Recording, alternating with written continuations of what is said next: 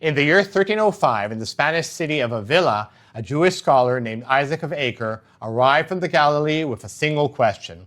He wanted to know whether a certain book that had been circulating among Spanish Jews for the past 20 years or so was in fact what it claimed to be. The book was called the Zohar, the Book of Splendor. It was written in Aramaic. It claimed to be the secret teaching of a 2nd century Galilean rabbi named Shimon bar Yochai, and it had been brought to public attention in manuscript form by a Kabbalist named Moses de Leon, who had recently died. Isaac of Acre went to de Leon's widow. He asked her in essence, "Did your husband really copy this book from an ancient manuscript," as he said? Her answer, as it was recorded, was no. There was no ancient manuscript. Her husband had written the Zohar himself. That sentence, spoken in 1305 to a passing scholar, was the first time anyone wrote down the central historical problem of Kabbalah. The standard story about Kabbalah, the one most people half know, is that it is the mystical tradition of Judaism, that its foundational text, the Zohar, was written by a Galilean rabbi in the 2nd century, that its great early modern figure is Isaac Luria, a 16th century mystic in Safed, that its modern form involves red strings, Madonna, and a center in Los Angeles. Almost all of that is misleading. Start with the name. The Hebrew word Kabbalah simply means that which is received. For the first 1,000 years of its use, it was the standard word for received tradition in general. Pirkei Avot opens with it. Moshe kibel Torah miSinai. Moses received Torah from Sinai. Kabbalah, in the technical sense we mean today, an esoteric, mystical, theosophical tradition, is the name a small group of Spanish Jews started using for what they were doing in the late 12th and early 13th centuries. They called it received tradition because its authority depended on being older than the circle that was now giving it form, not as a single ancient tradition handed down from Sinai. The first text that looks like Kabbalah in the technical sense is a strange short book called the Bahir, Brilliance, which surfaces in southern France, in Provence, around 1180. Within 50 years, in the Catalan town of Gerona, a circle of Jewish scholars, Isaac the Blind, Azriel of Gerona, and most famously Moshe ben Nachman, the Ramban, had built a working theosophical system around the doctrine of the Sefirot, the 10 emanations through which an unknowable infinite God, Ein Sof, without end, becomes the world we live in. From Gerona, the Kabbalists moved west and south into Castile. It was in Castile in the 1280s that something genuinely new happened. A circle of Kabbalists, Moshe de Leon, Joseph Gikala, Bachaya ben Asher, and at least 2 others began producing a sprawling Aramaic text in deliberately archaic Aramaic attributed to the 2nd century Rabbi Shimon bar Yochai and his disciples. The text was the Zohar. It is, by any honest reckoning, the most important book in the history of Jewish mysticism. Who wrote it is one of the most interesting unresolved questions in Jewish history. Gershom Scholem, the great 20th century founder of the academic study of Kabbalah, argued that the Zohar was written by Moses de Leon alone, between roughly 1280 and 1286. It's a deliberate literary pseudography, a medieval Kabbalist writing in ancient costume. The 1305 widow testimony is, on Scholem's reading, the smoking gun. Yehuda Liebes, in 1993, took the same evidence and argued the opposite. The Zohar shows the marks of layered composition by multiple hands, and de Leon is the major contributor to the Castilian circle, not the sole author.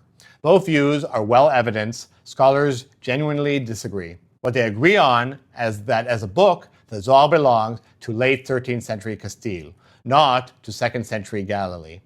The Zohar spread slowly through 14th century Spain and Italy. Then, in 1492, the Jews of Spain were expelled. The Spanish expulsion did not produce Kabbalah, but it scattered Spanish Kabbalists across the Mediterranean. Over the next 2 generations, a particular Galilean town, Safed, became a magnet for them. By the mid-16th century, Safed had become the densest concentration of Kabbalistic thought in Jewish history. Joseph Caro, the author of the Standard Code of Jewish Law, lived there. Moses Cordovero, the great systemizer of the Zohar, lived there. And then, in late 1569 or early 1570, a 35-year-old Egyptian pepper merchant arrived from Cairo. His name was Isaac Luria. He was about to upend everything. The recoverable biography of Luria is extraordinary. He was born in Jerusalem in 1534.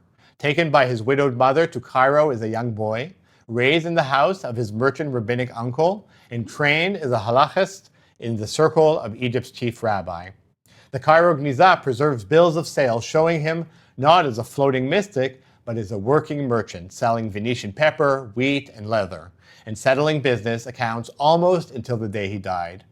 In the 1560s, according to a tradition the historian Chaim Yosef David Azulai heard from Cairo elders 2 centuries later, Luria spent approximately 6 years in seclusion on a small island in the Nile that belonged to his uncle, returning home only on Sabbaths. He studied the Zohar, he read Cordovero's writing in manuscript, and then he came to Safed. He arrived in late 1569. He taught a small fellowship, perhaps 36 disciples. He died of an epidemic in August 1572. He was 38. 33 months. That is all the time Luria had in Safed. In those 33 months, he produced a mythological architecture with no precedent in Jewish thought. Tzimtzum, the infinite God's primordial self-contraction. Withdrawal from a central point to leave an empty space in which creation could occur.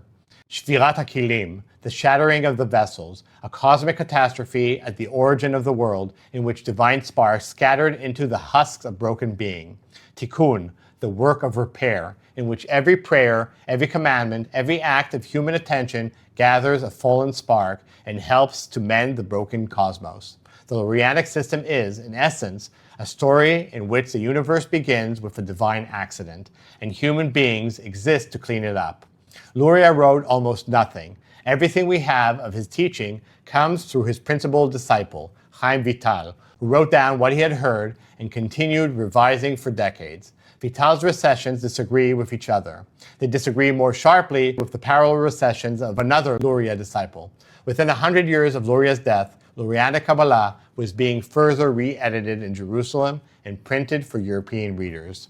The result is a tradition that is, from its inception, textually plural. There is no single Lurianic Kabbalah. There are recessions. What there is, undeniably, is influence. Once Luria's myth of cosmic repair entered Jewish language, almost every later Jewish mystical movement had to speak through it. By the mid-17th century, Lurianic vocabulary had spread far beyond the small Safed circles. In 1665, a Turkish Jewish mystic named Shabtai Tzvi was proclaimed the Messiah. The following year, summoned before the Sultan, he converted to Islam. His theologian, Nathan of Gaza, used Lurianic language to explain him. Scholars still disagree on how directly Lurianic Kabbalah caused the Sabbatian explosion. What is undeniable is that the Sabbatians understood themselves through Lurianic categories. In the 18th century, in the small towns of the Polish-Ukrainian frontier, a new movement emerged around a charismatic healer mystic and the disciples he attracted. It was called Hasidism. Hasidism inherited the Lurianic vocabulary and made it the working theological language of a popular religious movement, in a story I told in a separate video. A separate stream carried the Zohar into Christian Europe, into Western occultism, and eventually into a famous celebrity's red string bracelet in late 20th century Los Angeles. That's its own story. It belongs to its own video. What is striking, looking back across 800 years, is how much of what we call Kabbalah was made by small fellowships of named people in specific places over short periods of time. Provence, Gerona, Castile, Safed. The name itself was the first claim. Kabbalah, received tradition, was a polemical assertion. But historically, Kabbalah is not only a tradition of reception, it is a tradition of invention. Books written in ancient voices, systems built in small circles, myths created to explain catastrophe.